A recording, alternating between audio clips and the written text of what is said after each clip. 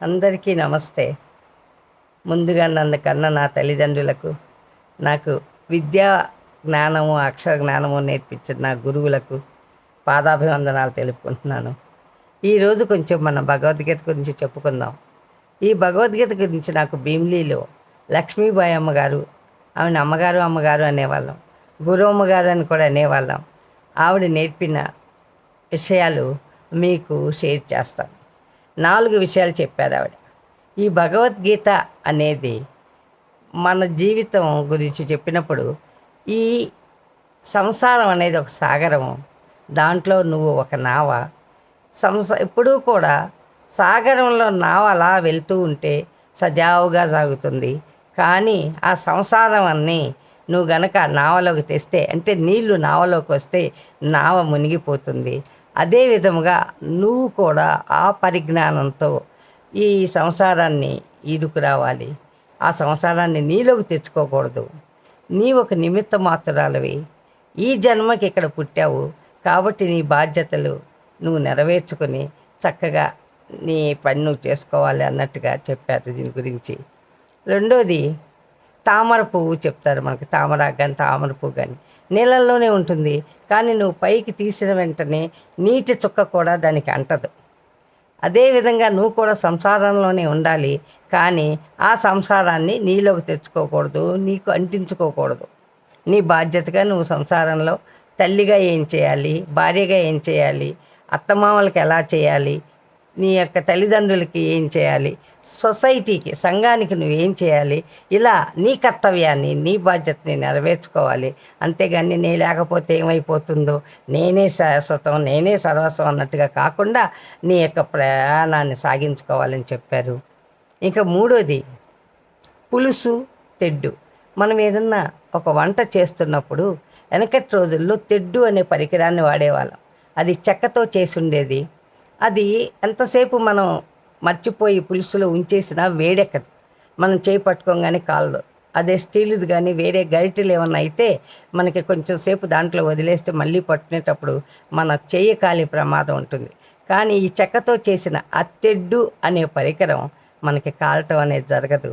అలాగే మనం పులుసు మొదలుపెట్టిన దగ్గర నుంచి అందరికీ వడ్డించి మళ్ళీ తొమ్ముకు వేసే వరకు కూడా ఈ తెడ్డు ఆ పులుసులోనే ఉంటుంది. కానీ ఆ పులుసు రుచి కానీ, దాంట్లో ఉప్పు కారాలు కానీ, దాని విషయం తెడ్డుకి ఏమీ పట్టదు. తెడ్డు ఎంతైనా కూడా రుచి చూడదు, తినదు. అదే విధముగా నువ్వు సంసారంలో పులుసులో తెడ్డులాగా ఉండాలి, కానీ నీకు పట్టించుకోకూడదు, దాన్ని నువ్వు లోపలికి తీసుకోకూడదు అని చెప్పారు. ఇక 4వ పాయింట్ అతి ముఖ్యమైనది, పోస్ట్ మ్యాన్. అమ్మ అనేవారు, ఎవరన్నా మనకి ఏదన్నా ఒక పరుషమైన మాటో, ఏదైనా మనకిష్టం లేని పనో చేసినప్పుడు మనకు వాళ్ళ మీద కోపం వస్తుంది. వాళ్ళు అలా చేశారు, ఇలా చేశారు, నాకు చేశారు, నేను వాళ్ళకి ఎంతో చేశాను, కృతజ్ఞత లేదు అని మనం తాత్కాలికంగా వాళ్ళ మీద కోపం పడతాం. కానీ వాళ్ళ చేష్టకి వాళ్ళు నీ మీద చేసిన పనికి వాళ్ళు ఏ విధంగానూ బాధ్యులు కారు. దానికి ఉదాహరణగా పోస్ట్ మ్యాన్ గురించి చెప్పేవారు. మనకి పోస్ట్ మ్యాన్లు ఉన్నారండి. పూర్వం బాగా ఉపయోగించుకునే వాళ్ళం, ఇప్పుడు చాలా తక్కువైపోయారు. కానీ అందరికీ పోస్ట్ మ్యాన్ గురించి తెలిసే ఉంటుంది. ఎవరైనా ఏదైనా ఒక ఉత్తరం కానీ ఏదన్నా మనకి పోస్ట్ ద్వారా పంపినప్పుడు వాళ్ళు వచ్చి మనకి ఇచ్చెళ్ళేవారు. ఆ ఉత్తరం ఇచ్చేది పోస్ట్ మ్యానే, కానీ ఆ ఉత్తరంలో నీకు సంతోషకరమైన వార్త ఉందా, బాధాకరమైన వార్త ఉందా అన్నది ఆ పోస్ట్ మ్యాన్కి ఏ విధమైన సంబంధము లేదు. కానీ ఇచ్చేది మాత్రం నీకు పోస్ట్ మ్యాన్నే. అదే విధముగా ఎవరైనా నీకు హాని చేసినా, మేలు చేసినా, పరుషంగా మాట్లాడినా అది వాళ్ళ తప్పు కాదు. పూర్వజన్మలో నీ కర్మానుసారం నీకు అందవలసింది వాళ్ళకు పోస్ట్ మ్యాన్గా నీకు అందిస్తున్నారు. అంతేగాని వాళ్ళ మీద కోపం తెచ్చుకోవద్దు, వాళ్ళని ద్వేషించొద్దు. అది వాళ్ళ తప్పు కాదు, అది నీ కర్మ నీకు అందించటమే. 1000 గోవులున్నా కూడా ఆ గోవుల తాలూకా దూడని కనుక మనం వదిలితే, అంతమందిలోనూ అన్ని ఆవులు మనకు ఒకే రకంగా కనిపించినా ఏ దూడ వెళ్ళి ఆ తల్లి దగ్గరే పాలు తాగుతుంది అన్నట్టుగా ఎవరి కర్మలు వాళ్ళకే వచ్చి చేరతాయి. ఆ పోస్ట్ మ్యాన్ లాగా వాళ్ళ ద్వారా భగవంతుడు మనకు అందిస్తున్నాడు. కాబట్టి వాళ్ళ మీద ఏ విధమైన కోపము తెచ్చుకోవద్దు. అది నీ కర్మ నీకు అందటమే అన్నది తెలుసుకోవాలి అని ఆవిడ చెప్పినప్పుడు నాకు ఈ నాలుగో విషయం ఎంతో నచ్చిందండి. అంతకుముందు ఎవరన్నా ఏమన్నా చేస్తే వీళ్ళు చేశారు, వాళ్ళు చేశారు, నాకు జరిగిన నష్టాలన్నిటికీ వాళ్ళే కారణం అన్నట్టుగా అనుకునేదాన్ని.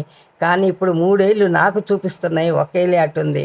అంటే నా కర్మకి, నా సంతోషానికి, నాకు అది అంతా నా జన్మే కారణము, నా కర్మే కారణము అన్నది ఎంతో చక్కగా విపులంగా లక్ష్మీబాయమ్మ చెప్పారు. ఇప్పటికీ కూడా ఆవిడకి పాదాభివందనాలు. ఎంత గొప్ప విషయం నాకు చెప్పారు. అది ఆచరణలో పెట్టినప్పుడు మనకి ఎవరి మీద కోపం రాదండి. చాలా నవ్వు వస్తుంది. అనవసరంగా వాళ్ళ మీద కోపపడ్డానా, అది నా కర్మే కదా, నాకే కదా చేరింది, ఇందులో వాళ్ళ దోషం ఏమీ లేదు కదా అని నాకు అనిపిస్తుంది.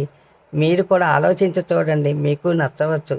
లక్ష్మీబాయమ్మ గారికి పాదాభివందనాలు, ఎన్నో కృతజ్ఞతాభివందనాలు తెలుపుకుంటూ ఈ విషయం మీకు అందజేయటం జరిగింది. ధన్యవాదములు.